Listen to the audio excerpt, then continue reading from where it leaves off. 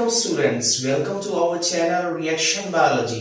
आज जो हमें स्टूडेंट्स टॉपिक को स्टडी करना है वो है हमारे पास गैसेस एक्सचेंज इन ह्यूमंस का पार्ट 2।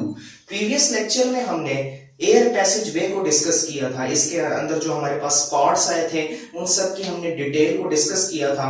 आज जो हमारे लेक्चर का सेकंड पार्ट होगा वो होगा लंग्स, यानी लंग्स क्या चीज होते हैं।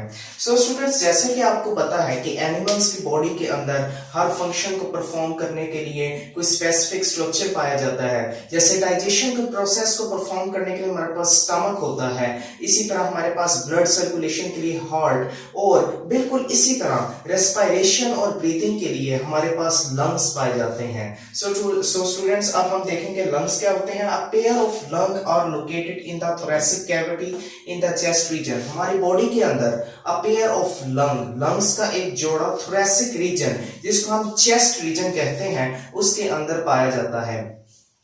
Unit of lung is alveoli. अब जो लंग्स बने होते हैं वो दरअसल सैक लाइक स्ट्रक्चर्स, जिसको हम एल्वियोलाई कहते हैं, उससे बने होते हैं। अब एल्वियोलाई क्या होते हैं वो हमने प्रीवियस लेक्चर में डिस्कस किया था कि एक सैक लाइक स्ट्रक्चर्स होते हैं जो कि हमारे पास गैसेस एक्सचेंज के प्रोसेस को परफॉर्म करते हैं। उसके बाद स्टूडेंट्स, हमारे पास जो लंग्स के प्रोटेक्शन के लिए वॉल होती है उसको हम चेस्ट वॉल कहते हैं।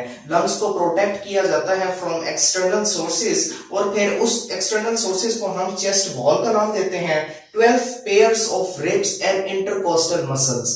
जो चेस्ट वॉल है वो हमारे पास 12 पेयर्स ऑफ रिब्स और इंटरकोस्टल मसल्स यानी रिब्स मसल्स के जरिए बनी हुई होती है। ये हमारे पास स्ट्रक्चर ऑफ रिब्स है।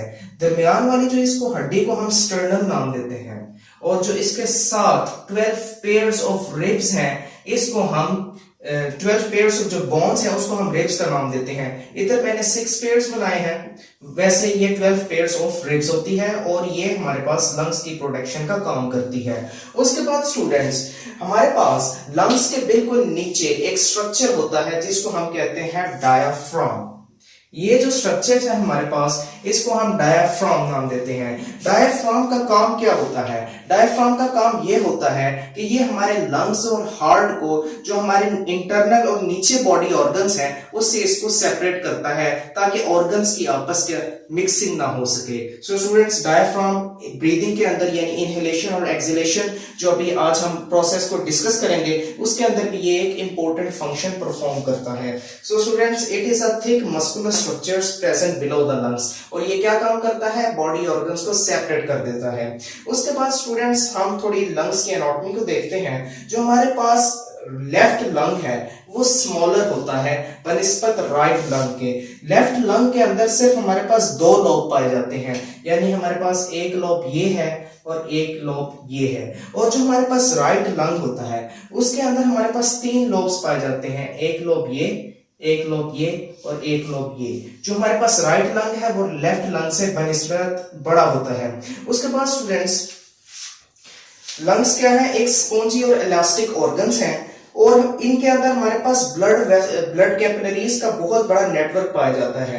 और ये ब्लड कैपिलरीज कौन सी होती हैं? ये दरअसल पल्मोनरी आर्टरीज और पल्मोनरी वेन्स होती हैं, जो कि डीऑक्सीजनेटेड ब्लड यानी ऐसा ब्लड जिसके अंदर ऑक्सीजन की कंसंट्रेशन बहुत कम होती है और कार्बन डाइऑक्साइड की कंसंट्रेशन बहुत ज्यादा होती है, वो हार्ट के जरिए ये ब्लड आता है और हमारे पास लंग्स के अंदर जाता है, और उधर से ऑक्सीजनेशन होती है ब्लड की, यानी गैसियस एक्सचेंज होता है।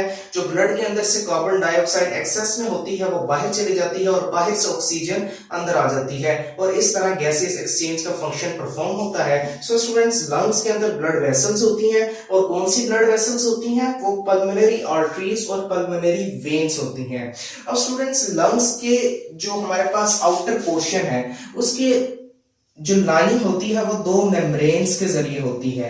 अब इस मेम्ब्रेन का जरा हम अल्ट्रा स्ट्रक्चर देखें तो जो ये बाहर की तरफ मेम्ब्रेन है इसको हम कहते हैं आउटर पेल्यूरल मेम्ब्रेन, और जो हमारे पास अंदर की तरफ मेम्ब्रेन है, ये वाली जो मेम्ब्रेन है, इसको हम नाम देते हैं इनर पेल्यूरल मेम्ब्रेन। और इसके जो दरमियान हमारे पास एक फ्लूइड होता है जो कि इनको आपस में मिलने नहीं देता, बल्कि एक लुब्रिकेशन का फंक्शन परफॉर्म करता है, क्योंकि जब इनहेलेशन और एक्सहेलेशन के दौरान हमारे लंग्स एक्सपैंड या कॉन्ट्रैक्ट होते हैं तो ये फ्लूइड उनको लुब्रिकेशन प्रोवाइड करता है और ये मेम्ब्रेन्स लंग्स की प्रोटेक्शन भी करते हैं। अब स्टूडेंट्स जो ये पढ़ा देता हूं आपको, outer pleural plus inner pleural membrane lungs की प्रोटेक्शन करते हैं। Fluid present between the inner and outer pleural membrane is for lubrication and expanding. अब स्टूडेंट्स बस बंद कर, हम स्टूडेंट्स हमने अब लंग्स के स्ट्रक्चर को डिस्कस कर लिया है। अब हम देखते हैं कि मैकेनिज्म ऑफ ब्रीदिंग यानी ब्रीदिंग का प्रोसेस कैसे होता है। सो स्टूडेंट्स, ब्रीदिंग का प्रोसेस 2 स्टेप प्रोसेस है। जो पहला स्टेप है हमारे पास, उसको हम नाम देते हैं इनहेलेशन। यानी इनहेलेशन एक ऐसा प्रोसेस है कि जिसके जरिए जो एयर है यानी ऑक्सीजन रिच एयर हमारे लंग्स के अंदर एंटर होती है। और जो हमारे पास दूसरा प्रोसेस है स्टूडेंट, उसको हम नाम देते हैं एक्सहेलेशन।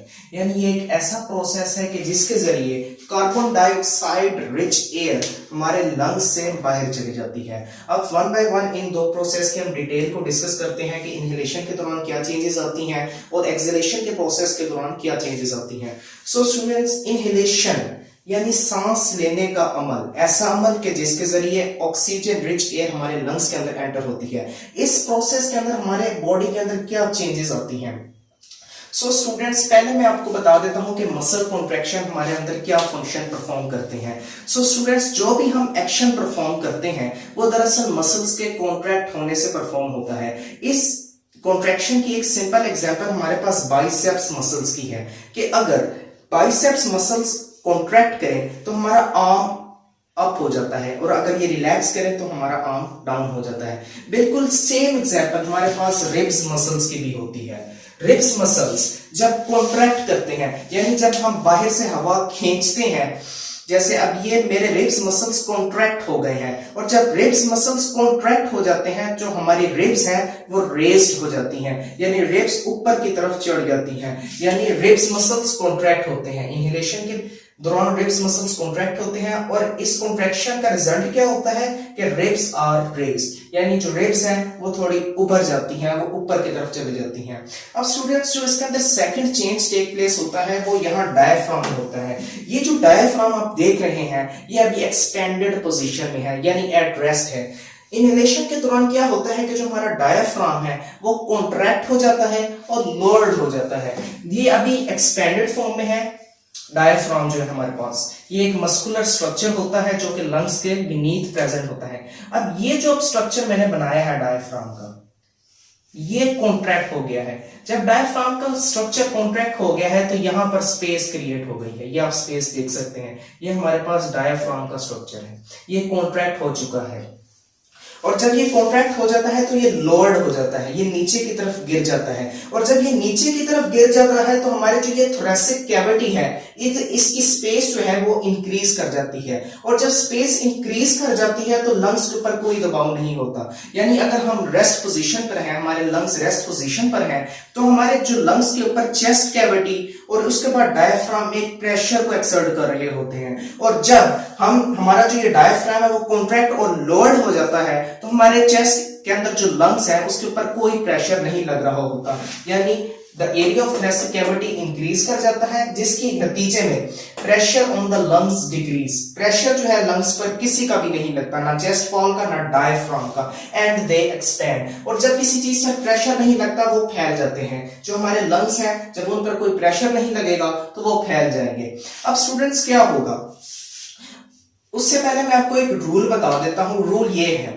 कि अगर हमारे पास एक्सटर्नल प्रेशर ज्यादा हो, यानी एक्सटर्नल प्रेशर हमेशा ज्यादा होता है, ये जो हमारी एयर का एक्सटर्नल प्रेशर है ये ज्यादा है, और हमारी इंटरनल प्रेशर से मुराद ऐसा प्रेशर है जो हमारे लंग्स के अंदर है। जब लंग्स एक्सपैंड होते हैं और लंग्स के ऊपर प्रेशर डिक्रीज होता है तो क्या होता है कि जो हमारा इंटरनल प्रेशर है, लंग्स के अंदर जो प्रेशर है वो कम हो जाता है। और जब कम हो जाता है प्रेशर तो बाहर से प्रेशर आता है उसको स्टेबल करने के लिए। यानी एक रूल है कि अगर हमारे पास एक रूल है स्टेबिलिटी का यानी जो इंटरनल प्रेशर है वो हमेशा एक्सटर्नल प्रेशर को इक्वलाइज करता है।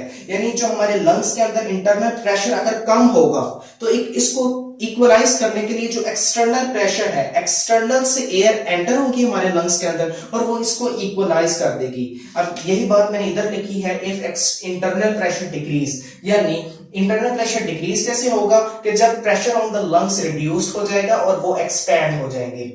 और ये कब होगा?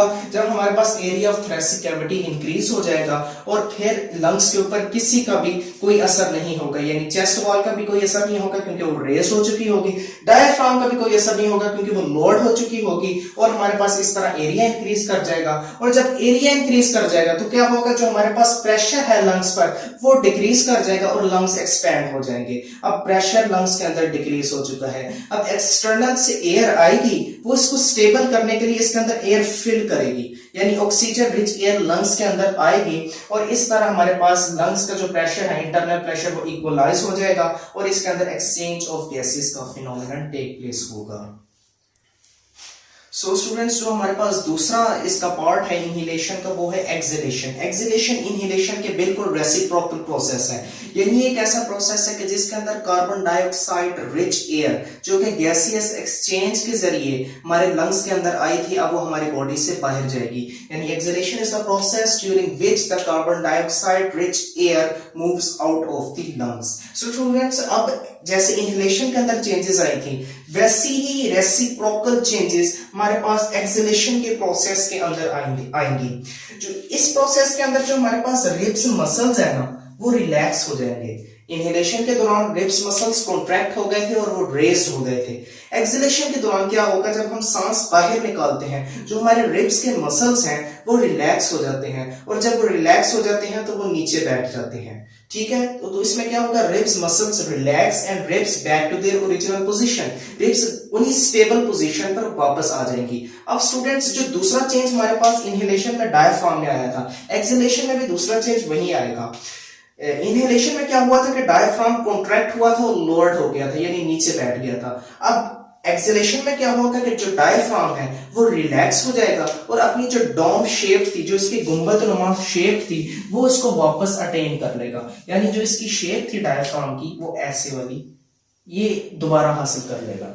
और इसके जरिए क्या होगा कि जब हमारे पास रिब्स जो है वो रिलैक्स हो जाएंगी और डायफ्राम रेज्ड हो जाएगा, तो क्या होगा? जो एरिया ऑफ थोरेसिक कैविटी वो कम हो जाएगा और जब एरिया ऑफ थोरेसिक कैविटी हमारे पास कम हो जाएगा तो क्या होगा कि जो प्रेशर है लंग्स के ऊपर, जो प्रेशर चेस्ट वॉल का, डायफ्राम का, वो इंक्रीज हो जाएगा और जब प्रेशर इंक्रीज हो जाएगा तो जो लंग्स के अंदर, एल्वियोलाई के अंदर कार्बन डाइऑक्साइड रिच एयर है तो वो प्रेशर के जरिए बाहर निकल आएगी। सो स्टूडेंट्स, ये हमारे पास प्रोसेस था एक्सहेलेशन का और वो था हमारे पास इनहेलेशन का।